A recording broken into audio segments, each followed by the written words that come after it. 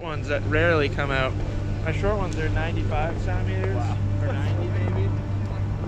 That's like 32 inches or something. Specifically for just learning park tricks. Yeah, right. Like if I'm like doing a double park and I'm scared or something.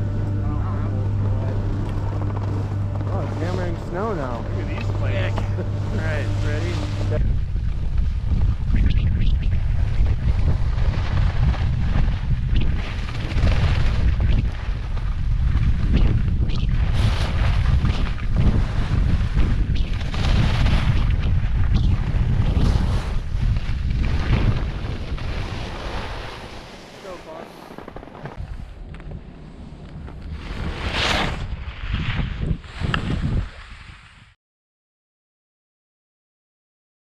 Okay, ready? Yeah.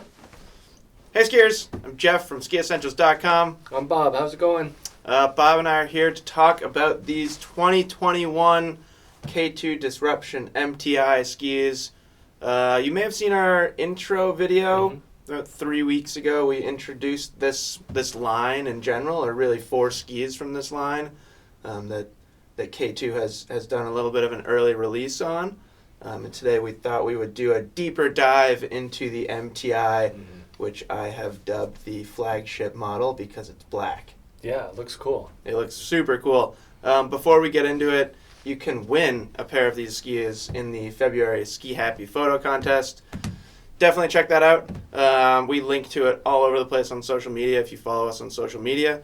Also, I will leave a link to that in the description of this video. So definitely encourage you to enter. Yeah. It's rare that we do like a ski and binding giveaway. Right. Normally it's just a flat ski. I mean, these are $900. Yeah. Ski and binding, so might as well take a picture and send it in. You might as well try and win a pair. But yeah, they're really, really fun skis.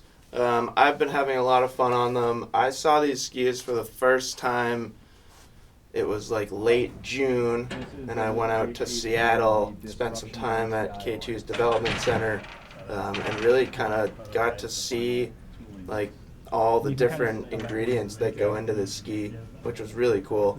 We'll get into this stuff a little bit more, but they have kind of 3 key technologies or ingredients, so to speak. They have this Titanal I-beam, which is kind of similar to the Y-beam we saw in the Mindbender, but just center stripped through the ski, a little longer. They also have dark matter damping, which is a whole bunch of cool stuff up there with carbon. Then they have the Powerwall sidewall, and it was just really cool to like sit with the engineer and look at everything, like literally like all the pieces of the ski on the table and see how it all comes together. So that was really cool. I got to do some initial testing at Mount Hood on that same trip, and then since then we've been on them a handful of times. Pretty cool stuff. I guess if you want to know more about construction, you can go back and watch that introduction video because I think we talked a lot about it then. So let's just kind of dive right into performance. I have a lot of fun skiing these. Bob, you skied them at Pico. What did you think? My initial impression was that they're light, and that's kind of what I think that is cool about K2 is that they're not taking a race ski and dumbing it down. Yeah, totally. They're starting a new mold, and they're starting this whole new process. So they're able to put what they want into it. Yeah. And I kept thinking like it's not like, like a Nordica Doberman, that beer league race ski. When you sit on the lift, you can feel the thing pull your feet down. Yeah. You hop on the lift on these, and there's definitely, some lightness. Yeah. And so, initially that's a concern for a carving ski. Sure, totally. But you get on the thing and let it go, and it works. Yeah. So whether it's the metal, whether it's the dark matter, whether it's the Powerwall, it doesn't really matter which one it is. Right. It's the combination that makes it interesting. Right, and I really do think it is truly the combination of all those things. Yeah. I think the Powerwall, just having like that extra ABS right underfoot, it adds a lot of just like smoothness and stability to the ski. And then this dark matter damping, there's something, that's not just gimmicky. Right. Like oftentimes when a company will throw out like a crazy name for something and then like there's a picture of it on the top sheet of the ski, I like kind of look at it with with a lens of like, you know. Yeah, you're skeptical, and that's fine. Right. You know, how much is marketing and how much works, you know. Right. That's kind of what we're always on the lookout for. You know, considering there's no metal along the edges up in the forebody of the ski. Right. And how smooth and quiet and stable it feels. Yeah. I mean, I give a lot of credit to that dark matter damping. Essentially, there's like a polymer in between two sheets of carbon that's like allowing the, you know, it's reducing vibrations. And I think that's doing a lot of things. It's like, it makes the ski feel smoother than you would expect it would due to its weight, like you're saying.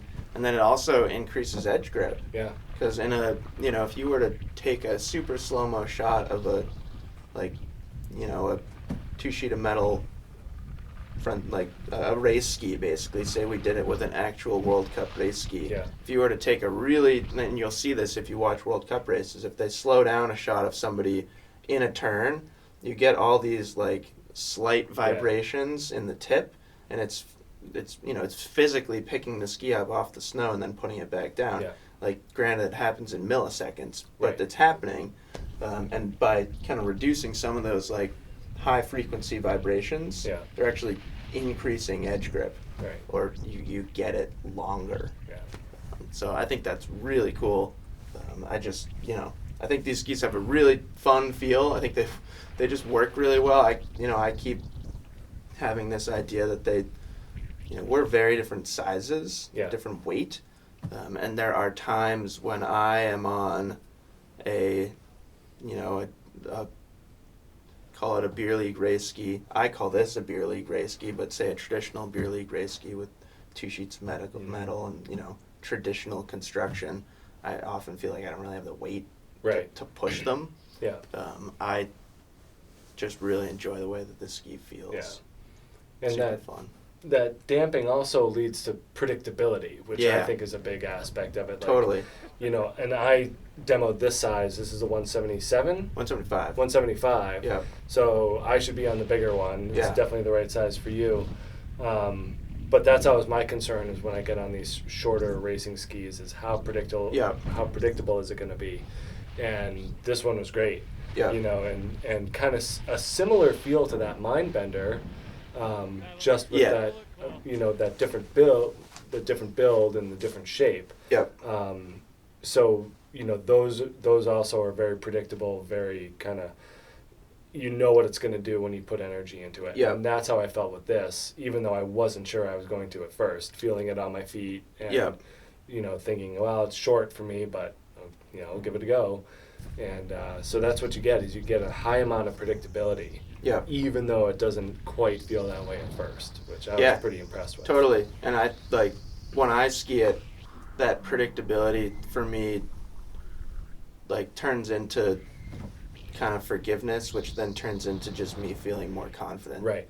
Like, we skied them this morning and the snow was kind of soft, but I'm more willing to, like, put my weight into the front of my boots on these than some other kind of dedicated frontside carving skis, because I know what they're going to do. Yeah. They're not going to, like, rocket me into the woods if I, like, happen to weight something, like, slightly wrong.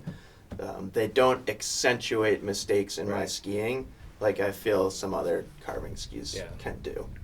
And I think we're right to call these carving skis and not race skis. You know, it's like, it's blurring a line. Yeah, it's blurring a line for sure. You know, and one of the guys at the shop, Phil, he's done our ski bum race on them a couple times, and you know, he loves them too. So it's you know, it has that application, but it doesn't have to. Right. So it's just it's that nice in between that race carving ski and that frontside ski. But I think the lightweight of these put them in a different category as well. So no, and that's, like, I think that's a good way to kind of just summarize the ski in general. Is it's right up there among, like, you know, if you're talking just pure raw power and stuff like that, it's not lacking those things at all, but it has a touch of forgiveness and predictability and just a general user friendliness that I think is maybe not rare but relatively uncommon in this category. But we hear a lot of people that they want, like, race performance, but they don't necessarily want to race ski. Right. And I think that this really kind of fits that. Yeah, this is pretty much ideal. Yeah. And I think I'm a perfect example of that. Right. It's like I want race performance. Right. I'm gonna jump into that same ski bum race that you were talking about for the first time in like 6 years. Pretty soon, now that I'm healed up from clavicle surgery. Still gotta take it easy. Yeah, it's true. I thought we were racing tomorrow, but turns out we're not because it's a holiday week. So we get one more week of healing, and then I can race. But I'm gonna race on these, and I'm really excited about it. I just think they're gonna work really, really well. It's a beer league GS race, and I find that I can kind of manipulate carving turn shape on these, and I think it's gonna be a lot of fun. Yeah. Looking forward to it. We'll have to let you guys know how that goes. We'll see the results. Yeah.